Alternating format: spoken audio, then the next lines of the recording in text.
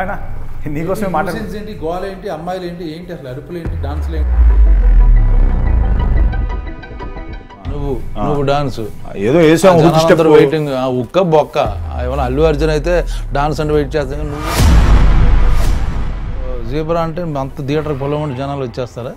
వినవా నేను చెప్పేది? చెప్పాలిగా మీరు సినిమా గురించి ఎవరికి తెలియదు అన్న, చెప్పనివ్వట్లేదు. ఎక్కేస్తాను రవి బసూర్, కేజీఎఫ్, సలార్ మీకు ఎటగారం బాగా ఎక్కువైపోయింది.